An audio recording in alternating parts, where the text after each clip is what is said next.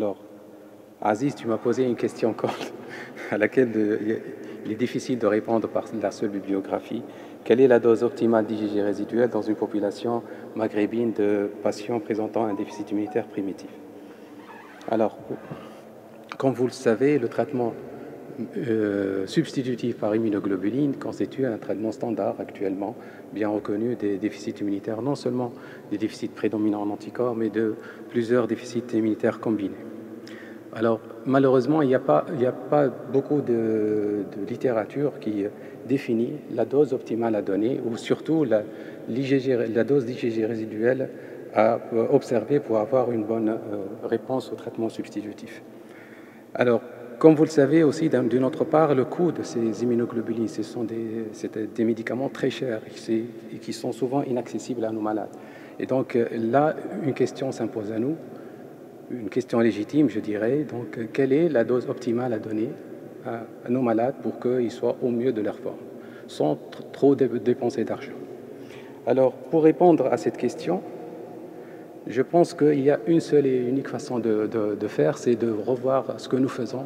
Et donc, j'ai fait une étude rétrospective dans le centre. C'est une étude qui a duré de 18 ans.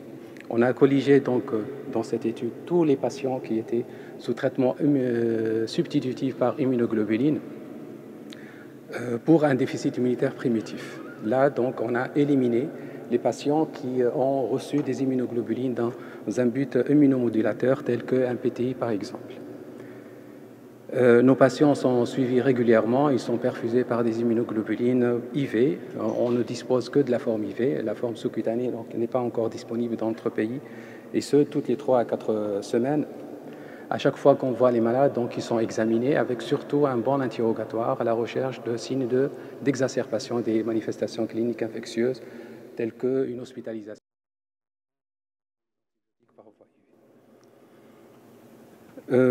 Chaque fois qu'on a perfusé des immunoglobulines, on fait avant donc, de commencer la perfusion un dosage d'IgG résiduel, donc pour tout le monde à chaque visite. Et chaque malade donc, a bénéficié d'une fiche dans laquelle on a défini l'âge, le sexe, le type de déficit immunitaire primitif, la dose d'immunoglobuline injectée, l'IgG résiduel, le délai diagnostique qui donc, peut influencer la réponse au traitement, l'évolution, donc aggravation ou stabilisation, voire amélioration, et les effets indésirables liés aux immunoglobulines. Nos malades étaient classifiés selon la dernière classification de l'AIOS et le délai diagnostique dans cette étude a été défini comme étant la différence entre la date de survenue des premiers signes en rapport avec la maladie et moins donc la date de première injection d'immunoglobuline. Le taux d'IgG résiduel a été calculé sur la moyenne de l'ensemble des IgG résiduels qu'on a trouvé dans chaque dossier, en notant bien sûr les valeurs extrêmes telles que les valeurs d'immunoglobuline avant toute substitution par ce faux produit. Et puis, nous n'avons considéré dans cette étude que les complications significatives, c'est-à-dire celles qui ont occasionné soit une hospitalisation, soit une utilisation d'antibiotiques par voie IV. Et à l'évolution, donc nous avons scindé nos malades en 2 bras. Le premier bras, caractérisé par une aggravation de la maladie, qui est définie par soit une augmentation du nombre de jours d'hospitalisation, soit la survenue d'une complication, telle qu'une dilatation de bronche, une diarrhée chronique ou une pansinusite. Et puis un deuxième bras qui est fait par les malades qui ont stabilisé ou qui ont même amélioré leur symptomatologie clinique par un nombre de jours d'hospitalisation moins important ou voire même une amélioration des bilans radiologiques. Pour l'analyse statistique, nous avons utilisé donc l'SPSS version 19.0. Et puis pour l'étude statistique, les variables qualitatives ont été exprimées en pourcentage et les variables quantitatives elles étaient exprimées donc on a calculé pour ces variables quantitatives la moyenne, l'écart type, et puis on a déterminé la médiane et les valeurs extrêmes. La comparaison de 2 variables quantitatives, donc c'est fait par le test de student et les variables qualitatives par le test de Q2, lorsque les conditions d'application de ces tests ont été vérifiées, et puis par des tests non paramétriques dans les autres cas. Et pour déterminer la plus petite valeur d'IgG résiduelle compatible avec une rémission, donc on a établi une courbe ROC et on a choisi la plus petite valeur qui correspond au meilleur couple sensibilité-spécificité.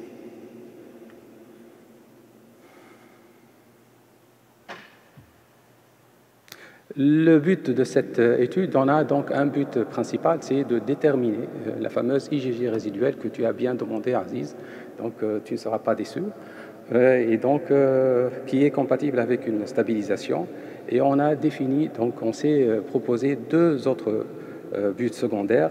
Un, étudier les paramètres qui influenceraient la réponse au traitement par immunoglobuline, et deuxièmement, établir le profil de tolérance de cette molécule. Alors, les résultats. Au cours de ces 18 années d'observation, on a colligé 59 patients, bien sûr après avoir éliminé tous les dossiers incomplets ou ceux chez qui on a utilisé les immunoglobulines dans un but immunomodulateur. Donc, il nous reste 59 patients, répartis en 34 garçons et 25 filles. Leur âge moyen était de 15 ans à peu près. Et la durée de suivi moyenne de ces malades était de 4 ans, ce qui donne donc un nombre de mois cumulatif de 3036 mois, ce qui est donc un suivi assez important. Avec donc 235 patients années de suivi, de période de suivi. L'âge moyen, le retard moyen au diagnostic était de 5 ans. Et puis, l'IgG résiduelle moyenne était de 7,5 grammes par litre. Et les doses moyennes administrées à nos malades étaient de 525 mg par kilo et par injection toutes les 3 à 4 semaines. Nos malades étaient répartis en un bon tiers de déficit immunitaire commun variable, un quart d'agamaglobulinémie, un quart de déficit immunitaire combiné représenté essentiellement par des déficits en H à la classe 2 et une petite minorité de 7 malades présentant un syndrome d'hyperIgE. Alors, en voyant là l'âge moyen selon le type de déficit immunitaire, comme vous le voyez sur cette plaque, eh bien, les déficits immunitaires communs variables, il avait l'âge le plus élevé de 28 ans, à peu près en moyenne, ce qui est donné une différence statistiquement significative avec la gamma-globulinémie, mais aussi avec l'hyper-IgM et les déficits immunitaires combinés. Ici, donc, sur ce tableau, donc, pour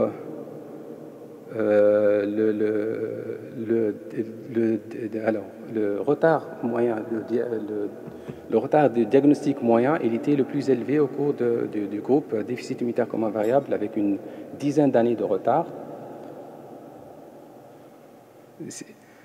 Et dans ce groupe, les malades étaient comparables dans la durée du suivi, étaient comparables dans l'IgG résiduel et dans les doses d'immunoglobuline données. Par contre, dans le délai de retard diagnostique, il était donc différent, avec le retard le plus élevé chez les malades qui présentent une agamaglobulinémie, qui présentent un déficit immunitaire commun variable par rapport aux malades avec une agamaglobulinémie ou un déficit immunitaire combiné. Donc, pour l'évolution, si on tient compte du caractère évolution, nos malades, donc on les a scindés en deux groupes. Le groupe aggravation, il compte 24 patients, versus un groupe de stabilisation, donc de 35 patients. Si je compare les deux groupes, les deux bras, aggravation versus stabilisation, on voit qu'ils ne sont pas différents sur le plan âge, ni sur le plan de durée de suivi, ni sur le plan de retard diagnostique, ni sur le plan de dose d'immunoglobuline administrée à chaque perfusion. Par contre, ce qui est frappant dans cette série, c'est que pour le paramètre IgG résiduel, ils sont totalement différents avec un P inférieur à 0,001, donc ce qui témoigne de la stabilité du test. En effet, donc, dans le groupe aggravation, le taux d'IgG résiduel était de 4,83 grammes par litre, versus le double dans le groupe de stabilisation qui était de 9,31 grammes par litre.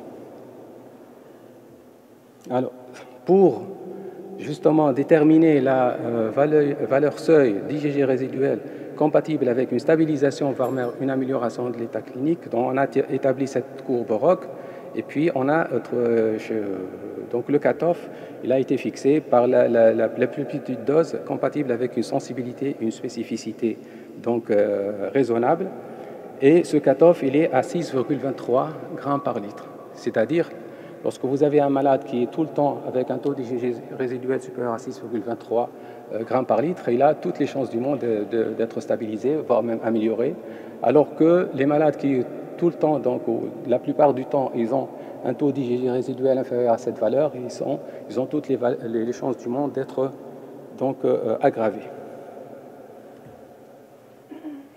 Donc, dans un but d'homogénéité interne de ce groupe, on a essayé de voir si le sexe intervenait dans le paramètre évolution. Et puis, comme vous le voyez ici, il n'y a pas de différence statistiquement significative entre les deux bras, stabilisation, aggravation. De même, on a essayé de voir si cette évolution n'était pas dépendante du type de déficit immunitaire. Et comme vous le voyez, là aussi, il n'y a pas de différence statistiquement significative. Et au seuil d'IgG résiduel supérieur à 6,23 grammes par litre, nous avons trouvé donc une valeur prédictive positive de 89,2%, avec une sensibilité donc raisonnable de 94%, une valeur prédictive négative de 90,9%, avec une spécificité de 83,3%. Quant au profil de tolérance, au cours de cette période d'études de 18 ans, on a observé des manifestations de mauvaise tolérance chez 15 de nos malades sur 59, avec donc elles étaient à type d'allergie cutanée, donc un rash cutané dans 5 cas, une oppression thoracique dans 4 cas, une fatigabilité dans un cas, des vomissements dans un cas, une polypnée dans un cas, un syndrome d'hyperthermie frisson dans un cas, des myalgies dans un cas et des décéphalées dans un cas, donc un malade qui, à chaque fois qu'il prend des immunoglobulines, il avait mal au crâne. Alors, les mots-clés de cette étude, donc avec un bon profil de tolérance, j'insiste sur l'homogénéité interne de nos patients, donc en effet, ni l'âge, ni le type de déficit immunitaire, ni la durée de suivi de ces malades, ni le délai diagnostique, ni la dose d'immunoglobuline ne semblent intervenir donc dans la réponse au traitement. Par contre, la seule IgG résiduelle était donc liée à la réponse au traitement. Et avec une bonne sensibilité et une bonne spécificité, une IgG résiduelle aux alentours de 6,23 grammes constitue donc la plus petite dose compatible avec une rémission chez malade ou une stabilisation. Donc j'ai essayé de voir dans la littérature ce qui sort. Donc il n'y a pas une grande littérature qui traite de ce problème. Et donc d'où la difficulté que j'ai eue. Je cite donc Quanti. Donc c'est une étude multicentrique prospective de 5 ans. Ils ont colligé 201 déficits immunitaires comme variable et 101 agamma-globulinémie liée à l'X. Ils ont donc une durée de suivi de 1365 patients année, donc ce qui constitue une bonne durée de suivi. Au cours de leur étude de ces 5 ans, seuls 21% des malades présentant un déficit immunitaire comme variable et 24% des agamma-globulinémiques liés à l'X ont resté donc indépendants de toute réinfection. Et le facteur de risque donc, lié à la survenue de pneumonie était différent en fonction du déficit immunitaire. Pour le groupe déficit immunitaire comme variable, ils ont trouvé que lorsque le malade présente un taux d'IgA très bas au diagnostic, ou lorsqu'il se présente au diagnostic avec un taux d'IgA inférieur à 0,07 g par litre, avec des bronchoctasies, eh bien, ceux-là, ils vont faire beaucoup plus de pneumonie que les autres malades. Et puis, dans le groupe agamma-globulinémie liée à l'X, ils ont trouvé que c'est la présence de dilatation de bronches qui constitue donc un facteur de risque de survenue de pneumonie dans le suivi de ces malades. Une deuxième étude, celle de Lucas, c'est une étude monocentrique sur 22 ans. Les données ont été collectées de façon prospective chez 90 patients présentant un déficit immunitaire commun variable. Et dans cette étude, ce qui sort, c'est que lorsque les malades présentent une dilatation de branche, ils vont avoir beaucoup plus besoin d'immunoglobulines, donc pour avoir le même taux d'IgG résiduel que les autres malades.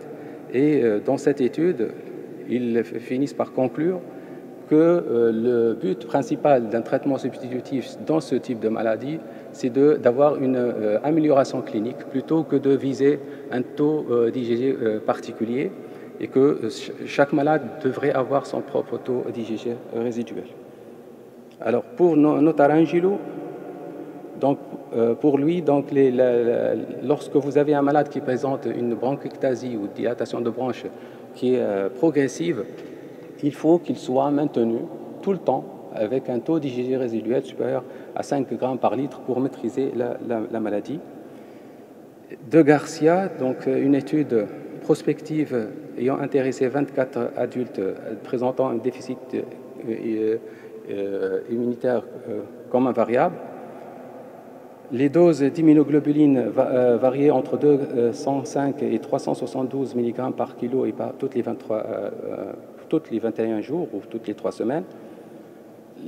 Dans cette étude, ce qui sort, c'est que lorsque le malade présente une pathologie pulmonaire, là aussi, il va nécessiter plus d'immunoglobulines pour stabiliser ces malades, plus que les malades qui n'ont pas de pathologie pulmonaire déjà existante.